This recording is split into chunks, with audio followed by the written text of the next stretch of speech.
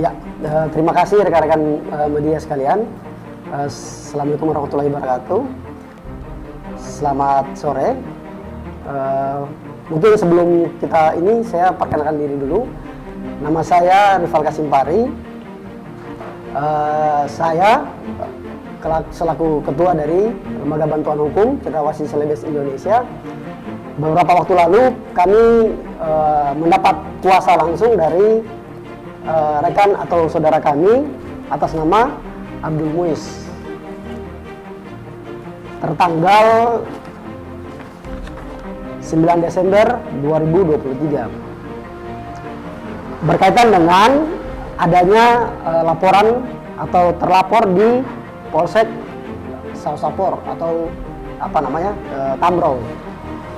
Beberapa waktu kemudian tertanggal yang sama dari Kepolisian Polres Tambrau mengeluarkan surat pemberitahuan penetapan tersangka kepada yang bersangkutan atau klien kami, Abdul Muiz.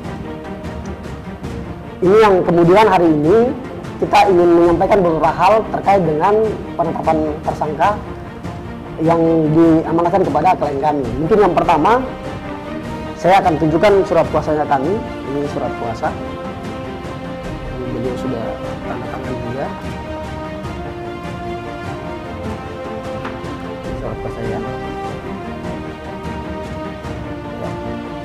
Oke.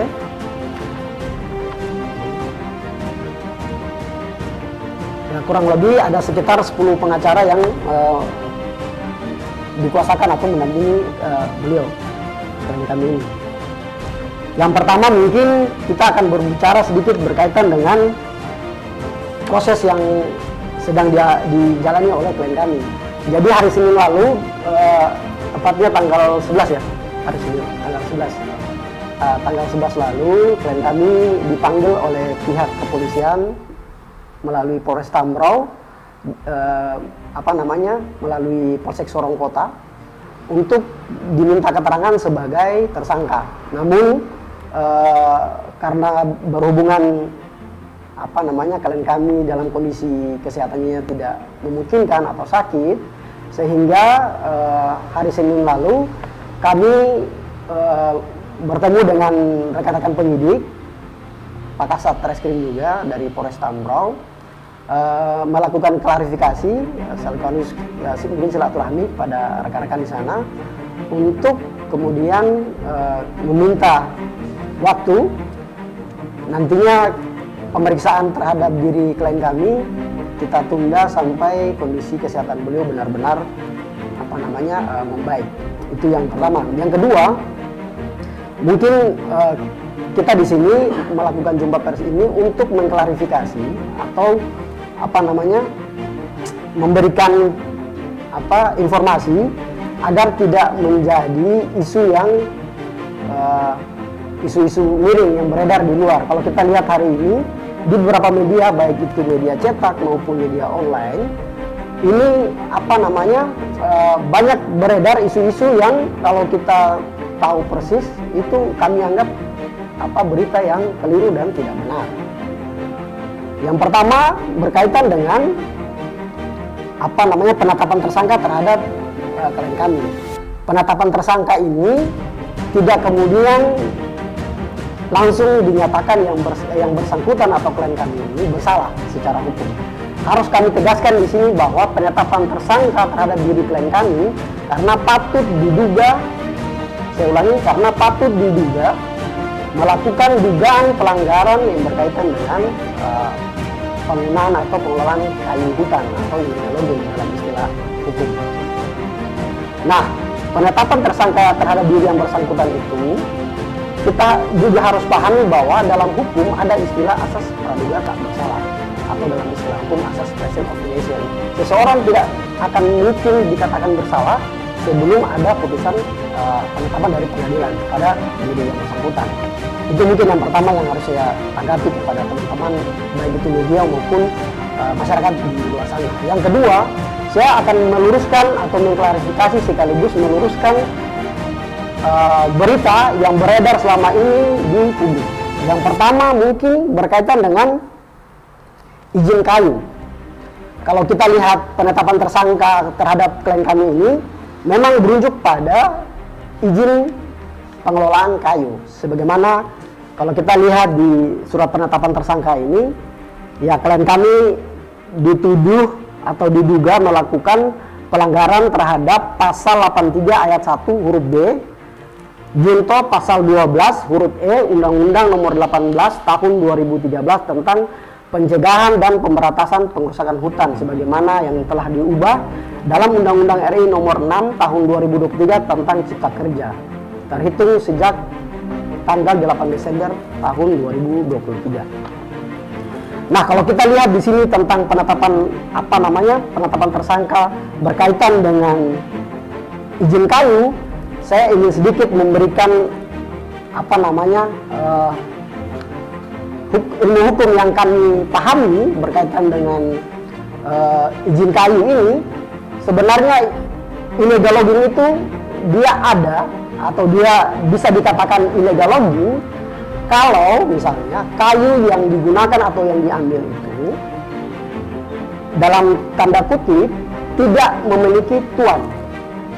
Saya ulangi, illegal logging yang dimaksud dalam undang-undang sebagaimana tadi saya sebutkan itu diperuntukkan untuk kayu-kayu yang dalam tanda kutip tidak bertuan. Jadi kalau kayu tidak bertuan, patut diduga kayu itu berasal dari hutan produksi atau hutan lindung. Nah, ini yang kemudian nantinya akan saya bahas. Yang pertama berkaitan tentang izin kayu itu. Kalau izin kayu ini kita mau sampaikan dan mau kita tegaskan, kami dari tim kuasa hukum, kalau kita bicara tentang regulasi tentang perkayuan ini sudah terlalu banyak, mungkin sekitar ada 16 regulasi, dan terkhusus di Papua harus dalam tanda kutip ada perbedaan berkaitan dengan regulasi yang dimaksud. Regulasi yang dimaksud adalah kepemilikan terhadap kayu itu sendiri. Kalau di Papua, atau kalau kita kembali kepada pokok permasalahan hari ini, kayu yang ditahan oleh pihak kepolisian yang diwakili oleh teman-teman di Polsek Salawati, itu jelas kayu itu ada pemiliknya. Saya ulangi, kayu itu jelas ada pemiliknya. Kayu itu milik masyarakat adat sekaligus kepala dusun atau kepala desa di wilayah hukum tempat kayu itu diambil. Itu yang harus dipahami pertama. Maka kemudian ketika kita bicara tentang illegal logging, ya saya tidak menyalahkan teman-teman kepolisian, tapi mari kita sama-sama meluruskan cerita yang ada di luar sana, bahwa kayu itu berasal dari kayu masyarakat adat Mui yang diambil dari wilayah adat dan dibawa untuk dijual.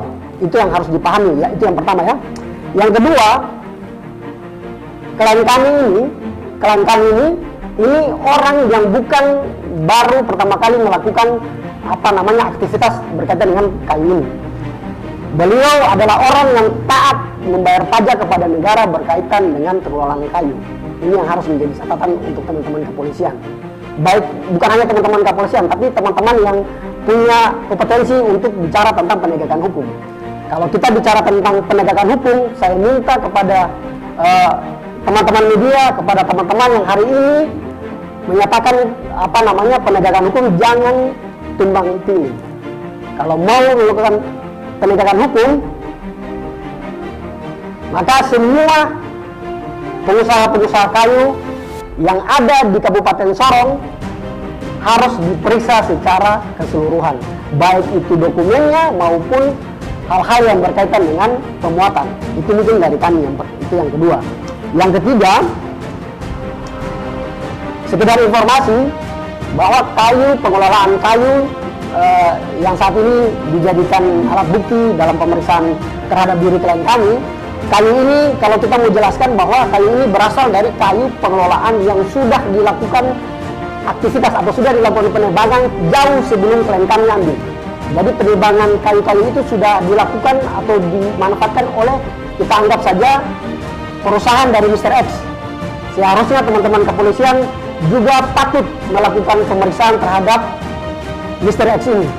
yang mengelola kayu pada awalnya, sehingga tidak dimanfaatkan, sehingga kayu ini menjadi apa namanya, kalau kita bilang limbah di lingkungannya masyarakat adat, sehingga masyarakat adat mengambil langkah untuk mengeluarkan kayu ini. Itu yang harus dipahami. Berikut berkaitan dengan apa namanya,